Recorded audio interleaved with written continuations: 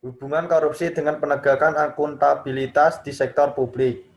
Perbuatan tindak pidana korupsi merupakan pelanggaran terhadap hak sosial dan ekonomi yang tidak bisa dikategorikan sebagai tindak pidana biasa.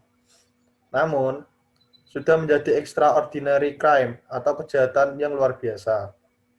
Extraordinary crime atau kejahatan luar biasa ini mencakup contoh tindak pidana atau perdata lainnya seperti teroris, narkoba, dan lain sebagainya. Hal ini merupakan masalah yang sangat serius, karena tindak pidana korupsi telah menyerang secara masif dalam kehidupan berbangsa dan bernegara di Indonesia. Selain itu, dikhawatirkan dapat membahayakan stabilitas, keamanan negara dan masyarakatnya, dan juga membahayakan pembangunan sosial, ekonomi, politik, bahkan dapat pula merusak nilai-nilai demokrasi serta moralitas bangsa. Secara umum dan sederhana, korupsi dapat diartikan sebagai penyalahgunaan kekuasaan atau kepercayaan untuk keuntungan pribadi. Pengertian korupsi juga mencakup perilaku pejabat-pejabat sektor publik, baik politisi maupun pegawai negeri, yang memperkaya diri mereka secara tidak pantas atau melanggar hukum, atau orang-orang yang dekat dengan pejabat birokrasi dengan menyalahgunakan kekuasaan yang dipercayakan kepada mereka. Korupsi sendiri merupakan salah satu masalah terbesar yang dihadapi oleh bangsa Indonesia sampai saat ini. Berbagai survei yang dilakukan oleh sejumlah lembaga internasional selalu menempatkan Indonesia dalam urutan tertinggi dari berbagai negara yang terjadi kasus korupsinya di dunia. Di Indonesia, penegakan prinsip akuntabilitas belumlah diterapkan sebagaimana mestinya. Akuntabilitas yang merupakan wujud penyampaian pertanggungjawaban dari para penerima amanah kepada pemberi amanah belumlah memuaskan. Bila mana kesadaran akan akuntabilitas ini muncul dan menjadi kebutuhan bagi para penyelenggara negara, maka korupsi dan nepotisme akan dengan sendirinya terminimalisir. Saat ini praktik-praktik akuntabilitas dalam organisasi sektor publik belumlah memuaskan. Banyak kalangan menilai bahwa akuntabilitas yang ada barulah sekedar untuk memenuhi ketentuan formalitas belaka. Dengan demikian, substansi dan hakikat akuntabilitas ini belumlah menggembirakan. Thomas Chan, asisten direktur pada Komisi Independen Pemberantasan Korupsi di Hong Kong, menyatakan pengalamannya yang mengindikasikan bahwa korupsi terjadi dalam kondisi-kondisi sebagai berikut. 1. Lemahnya sistem pengawasan intern dan monitoring. Lemahnya atau tidak jelasnya instruksi-instruksi resmi, struktur pengawasan yang tidak efektif, kurangnya saluran untuk melakukan komplain, semuanya mendistribusikan birokrasi yang berlebihan dan kecenderungan untuk penyalahgunaan wewenang. Yang kedua, prosedur yang tidak efisien. Banyaknya penundaan-penundaan, kurangnya koordinasi di antara badan-badan pemerintah, menghasilkan suatu kondisi di mana publik dipaksa untuk membayar uang sogokan. Yang ketiga, kurangnya transparansi sehingga publik tidak mengetahui hak dan kewajibannya. Tidak mengetahui badan mana yang harus dihubungi untuk suatu urusan, dan tidak mengetahui prosedur yang harus diikuti. Menciptakan kondisi di mana publik dimanipulasi dalam berhubungan dengan pemerintah. Dan yang terakhir, yang keempat, yaitu birokrat yang kurang budaya melayani, pegawai negeri yang tidak melihat kewajiban akuntabilitasnya. Berdasarkan pada hal-hal yang dikemukakan oleh Thomas Chan di atas, jelaslah bahwa kunci pokok utama dalam memberantas korupsi itu sendiri adalah transparansi dan perlunya akuntabilitas dari setiap pihak di dalam organisasi birokrasi. Implementasi akuntabilitas bertujuan agar seluruh instansi pemerintah melaksanakan kegiatan-kegiatannya dengan ekonomis, efisien, efektif, excellent, dan equality. Manajemen suatu organisasi pemerintah disebut sudah accountable apabila telah: 1. Menentukan tujuan yang tepat yang tercermin dalam rencana strategis instansi bersangkutan. Yang kedua, mengembangkan indikator kinerja untuk mencapai tujuan dan sasaran. Yang ketiga, secara efektif mempromosikan penerapan pengukuran kinerja serta mengembangkan kinerja organisasi dan operasi secara ekonomis dan efisien, efektif, excellent, dan equality. Menurut John Hatton dalam makalahnya yang berjudul Mechanism of Accountability, Decentralization of Power and Openness in the Fight Against Corruption, disampaikan pada International Anti-Corruption Conference di Cancun, Meksiko pada tahun 1993.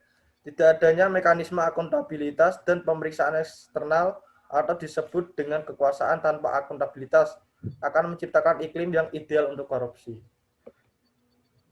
Selanjutnya,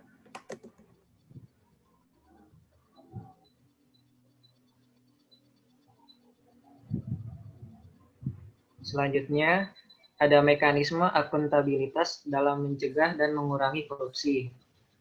Permasalahan korupsi telah ada sejak lama dan memiliki besaran atau tingkatan kompleksitas permasalahan yang tinggi.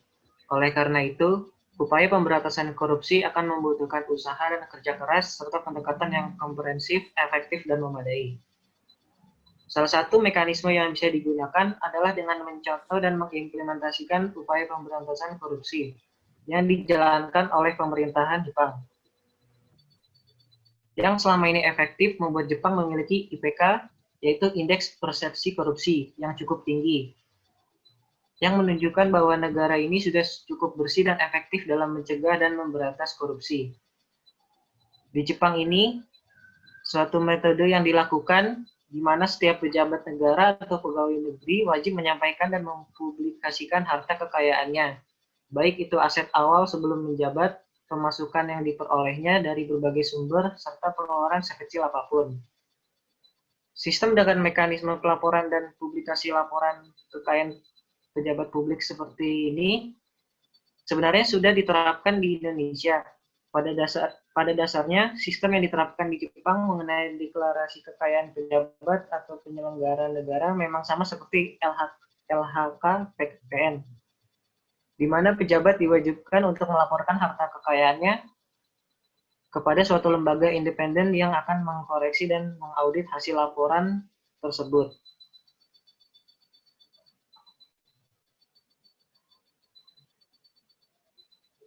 Dalam mengimplementasikan akuntabilitas, setiap instansi pemerintah mempunyai kewajiban untuk mempertanggungjawabkan pencapaian hasil organisasi dalam pengelolaan sumber daya yang dipercayakan atau yang berada dalam wewenangnya yang meliputi penerimaan, pengalokasian, pengamanan, dan pengembangannya kepada publik, dan kemudian dibuktikan dan dievaluasi oleh suatu pemeriksa eksternal.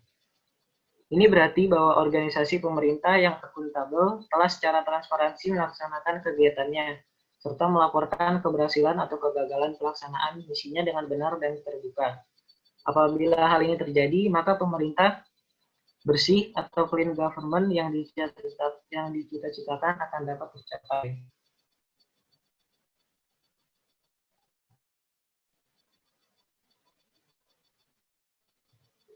Hambatan dalam penegakan akuntabilitas dalam pencegahan, pengawasan, dan pemberantasan korupsi aparatur negara. Hambatan dalam pemberantasan korupsi dapat diklasifikasikan sebagai berikut. Yang pertama itu ada hambatan struktural,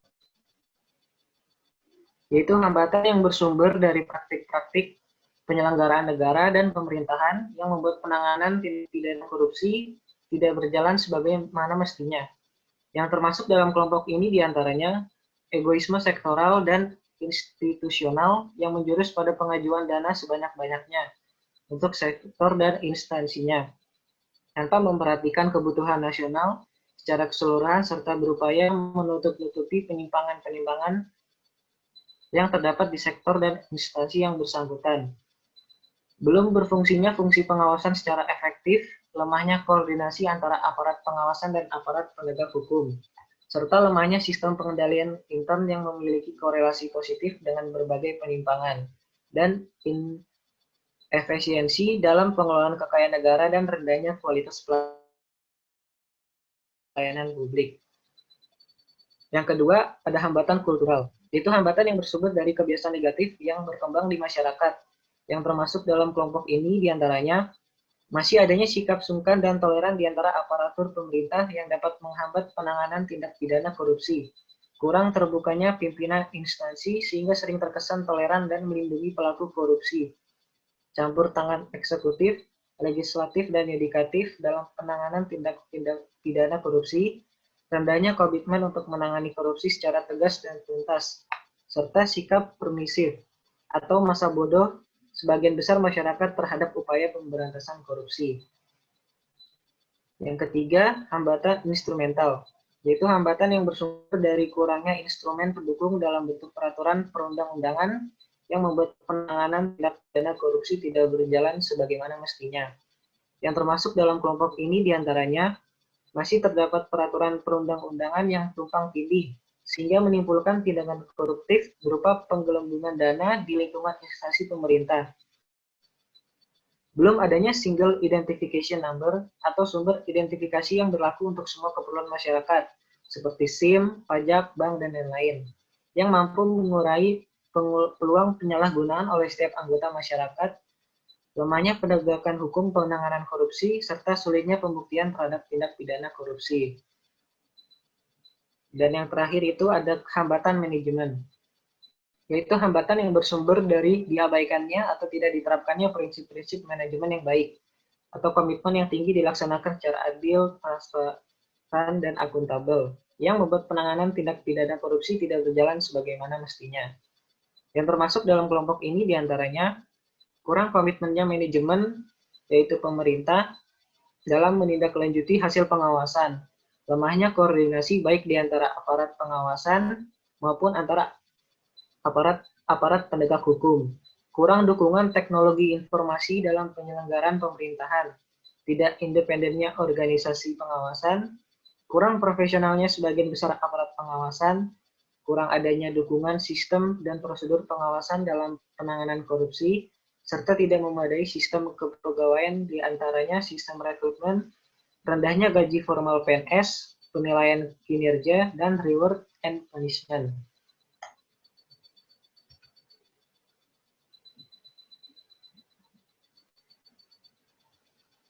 Selanjutnya kesimpulannya adalah hubungan akuntabilitas dengan korupsi sangat erat. Mengapa demikian? Karena sebuah kesalahan harus ada penegakannya. Di Indonesia sendiri, sistem akuntabilitas terhadap korupsi sebenarnya sudah diupayakan. Namun, dalam pengimplementasiannya sering tidak sesuai dengan tujuan awal. Maka dari itu, masih banyak praktik korupsi yang terjadi di sektor publik. Akuntabilitas terhadap korupsi di Indonesia juga masih terbilang setengah-setengah dan belum maksimal. Selain itu, sistem hukum yang mengatur tentang korupsi dirasa masih kurang tegas dan terbilang belum bisa memberikan efek jera bagi pelakunya, apalagi jika dibandingkan dengan negara-negara yang minim kasus korupsi. Sebenarnya salah satu penyebab utama Indonesia belum bisa menjadi negara maju adalah banyaknya kasus korupsi yang dilakukan oleh pemerintah dan pejabat-pejabat publiknya. Sarannya, harusnya di Indonesia akuntabilitas dan penegakan korupsi harus dibenahi lagi, terlebih dalam pengimplementasiannya dan hukum yang mengatur tentang tindak pidana korupsi, terlebih di sektor publik, harus lebih tegas lagi. Tak lupa juga dalam menjalankan tugasnya, pemerintah dan pejabat-pejabatnya harus lebih transparan kepada masyarakatnya. Dan untuk kedepannya, alangkah lebih baik jika masyarakat harus dilibatkan langsung dalam akuntabilitas dan korupsi di sektor publik. Entah itu menjadi pengawas atau ikut berkecimpung langsung di dalamnya.